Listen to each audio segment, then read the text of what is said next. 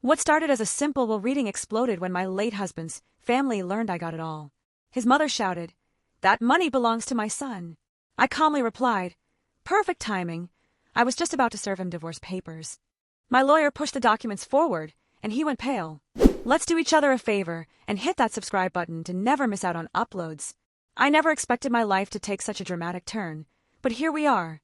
My husband, let's call him Jason, came from old money. The kind of generational wealth that ensures no one in the family ever faces a real problem. His mother, Eleanor, was the epitome of elitist pride. She looked at everyone as though they were beneath her, especially me. She made it known from day one that I wasn't worthy of her precious son. But Jason swore he loved me. So I swallowed her insults, her fake smiles, her jabs at my upbringing, and the way she dismissed everything I did. I should have seen through it all sooner. Should have realized how rotten that family truly was. But I didn't. Not until Jason's father, Charles, passed away. That's when the truth surfaced like a dead thing in the water. Charles had always been distant but polite. Not warm, but not cruel. And unlike Eleanor, he wasn't blind. He saw how she treated me. He saw how spoiled and entitled Jason and his brothers, Andrew and Tom, had become. Maybe that's why he did what he did. The will reading was held at a firm downtown, in a room that looked like it belonged in a courtroom drama, mahogany furniture, towering bookcases, every surface polished to a shine. Eleanor sat at the head like royalty. Jason was next to her, fingers tapping nervously. His brothers were opposite, sharing smug glances like they already knew what was coming. I was seated at the end of a table. No one acknowledged me. Then the lawyer began. Eleanor was awarded a home in Vermont and a healthy cash sum. She accepted it like it was a birthright. Andrew and Tom each received properties in generous accounts. They smirked, nudging one another beneath the table. Then came the rest of the estate. The bulk of it. Jason straightened in his seat. Eleanor's smile twitched, already claiming victory in her head. And then the lawyer read my name. Silence. I blinked, thinking I'd misheard. But he kept going. Charles had left everything to me. Not a house, not a slice of the pie. Everything. The estate, the business shares, the cars, the investments, all of it. Eleanor shot to her feet, so fast her chair toppled backward. "You will hand over that money to my son," she shouted, her voice shrill. "That belongs to Jason." Jason turned to me, stunned. His lips moved, but no sound came out. "This has to be a mistake," Tom mumbled. "Read it again," Andrew barked. The lawyer adjusted his glasses and repeated it word for word. There was no error. Everything now belonged to me. Eleanor looked like she might collapse. "This is fraud. It's forged. He would never do this." Jason finally spoke. "Why? Why would he do that?" He turned to me, his eyes wide. "What did you say to him?" I laughed, dry and quiet. "Jason, this wasn't me. This was your father's decision." Eleanor slammed her palms on the table. "You are not taking what rightfully belongs to my son." That's when I stood. I brushed off my blazer, tucked a loose strand of hair behind my ear, and looked straight at Jason. "Funny," I said. "I was just about to let everyone know I'm filing for divorce." Jason blinked, frozen. The room shifted. And then my lawyer, who had been silently seated next to me, reached into his case and slid a document across the table. Jason's face drained. "What is this?" he asked, though he already knew. I didn't sit back down. I simply said, "It's over." Because I'd known. I had known for months. Jason had been cheating on me for well over a year. I'd ignored the red flags at first. Late meetings, changed passwords, the sudden distance. But then a friend spotted him out with someone. A younger blonde. Smiling. Touching his arm. Laughing. Her name was Rachel. I hired a private investigator. Within a week, I had everything. Photos. Receipts. Texts. Bank statements. And the worst part, Eleanor knew. She'd met Rachel. Had dinner with her. Helped her shop for wedding venues. The ring on Rachel's finger? I paid for it. Literally. So I waited. I waited for Charles's will to be read. Waited for the moment the spotlight turned. And now, as Jason sat in front of divorce papers, trembling, I finally smiled. Because I wasn't just walking away. I was taking everything. His fists clenched. "You can't do this," he hissed. Eleanor pointed a manicured finger at me. "You gold-digging little." I cut her off. "According to the law," I said evenly, "it's all mine." Tom leaned back in his chair, quietly observing. Andrew looked like he was trying to decide whether to speak up or watch the wreckage. Jason looked at me with panic. "We can fix this." I gave a half smile. "Fix it?" "Jason, you were planning a wedding while still married to me." He shut his mouth, Eleanor shrieked again. You'll give that money to my son, or what? I asked calmly. She had no answer. Jason stared at the papers like they might detonate. Eleanor turned purple. You think you can walk in here and take what doesn't belong to you? I crossed my arms. Your husband disagreed. Greg and Andrew, once so smug, were now deadly silent. Eleanor was livid. You manipulative little. The lawyer finally spoke up. Mrs. Whitmore, I can confirm Mr. Charles Whitmore made these arrangements entirely of his own accord. Jason shook his head. There's no way he'd do this. No way. Eleanor turned to the lawyer, furious. You knew about this? You knew and said nothing. The lawyer didn't flinch. I followed my client's instructions to the letter. Of course, Mr. Whitmore had updated the will months before he passed. And I knew exactly why. I never had to be the one to tell him about Jason's little double life. He figured it out all on his own. It was a quiet afternoon, maybe 4 months before Charles died, when he asked to see me in his study. That alone was unusual. Charles was formal, distant. He didn't just call people in. So I knew it was serious. I stepped inside expecting something mundane. An event. A family obligation. Instead, he slid an envelope across the desk. Inside were photos. Jason and Rachel. Jason at a jewelry shop. Jason wiring thousands to a bank account I didn't recognize. My hands trembled as I flipped through them. Charles sighed. He watched me closely. I had a suspicion, he said finally. But I had to be sure. My son is an idiot. I couldn't even speak. My throat had closed up. My heart was pounding. Charles leaned back in his chair and exhaled.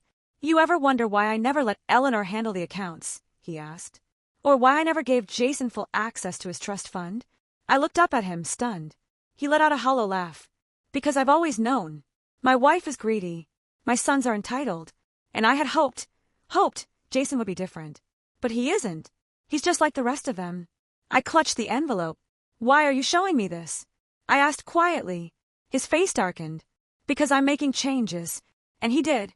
He called his lawyer that very day. I never once asked him to leave everything to me. But he did.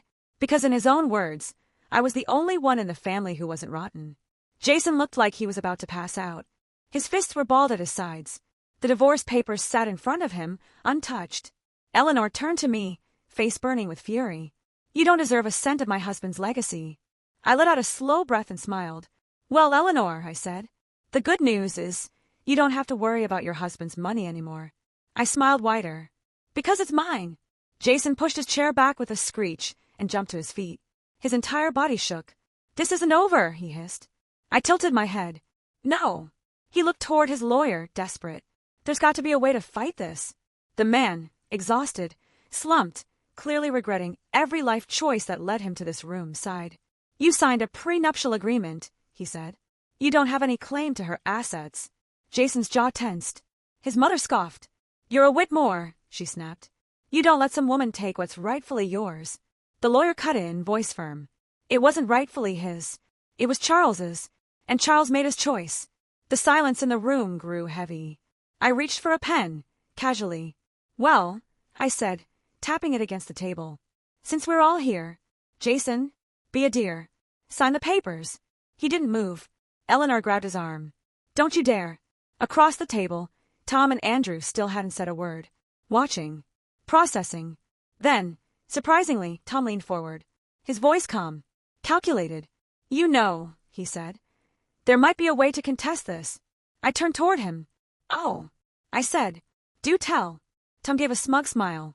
If you were unfaithful, the prenup could be thrown out. My lips parted. And then, very slowly, I started to smile. That's interesting, I said. Tom blinked. What?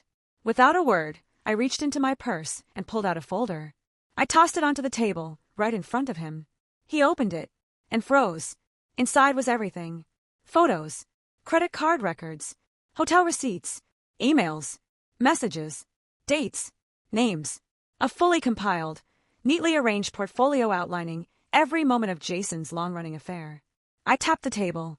Let me be clear, I said. If anyone even tries to spin some ridiculous she was cheating narrative, I will not hesitate to drag every one of Jason's dirty secrets through court. Publicly. Tom's smirk evaporated. Andrew shifted in his chair. Eleanor's hands were trembling, her nails digging into her palms. Jason's eyes flicked from folder to face to floor, looking for an escape. There wasn't one. I leaned back, fully composed. So are we finished here? Jason didn't speak. Because for the first time in his pampered, protected life, he had lost. And he knew it. I had begun gathering my things when the lawyer cleared his throat again. Actually, he said, glancing my way, there's one final item. I paused. Yes. He reached into his briefcase and pulled out an envelope. Mr. Whitmore left behind a letter. For you. Eleanor's head snapped up. I took the envelope gently. My heart started to pound as I unfolded the page. It was Charles's handwriting. But this wasn't just a farewell. It was a warning. A warning about Eleanor. About Jason. About what they were capable of. And at the very bottom, one last line written in neat, deliberate print. Be careful. They will try to take it from you. I stared at those words for a long moment, and my fingers tightened around the letter. Because Charles was right. This fight wasn't over. Not yet. The letter in my hands felt heavier than it should have. More than just paper, it carried weight. Charles's words echoed in my head. Be careful. They will try to take it from you. The air in the room had shifted, thick with tension. Eleanor's eyes locked on the envelope like she thought she could set it on fire just by glaring at it. Jason hadn't moved. He was still frozen, pale eyes darting. Tom and Andrew leaned forward slightly, clearly sensing something was coming. And then it did. Jason, brilliant as ever, made the dumbest move of his life. He lunged for the letter. I stepped back just in time, pulling it out of reach. Give it to me, he hissed, eyes wild with desperation. Eleanor was already up. It's fake, she snapped. Charles would never say that. The lawyer sighed, clearly over all of it. It's not fake, he said flatly. Mr. Whitmore handed it to me personally. If you need verification, I don't need verification. I cut in, locking eyes with her. I believe him. Eleanor's face flushed an angry red. You little. I held up a hand. I said calmly. Careful. Insulting me won't rewrite history. Or your husband's will. Her jaw clenched, lips pressed into a tight line, but her eyes burned pure hatred. Tom chuckled under his breath. So what does it say? I took a breath and read the line aloud, the one that mattered most. Eleanor will never stop. She will manipulate, lie, and destroy to get what she wants. Jason is weak. He'll let her.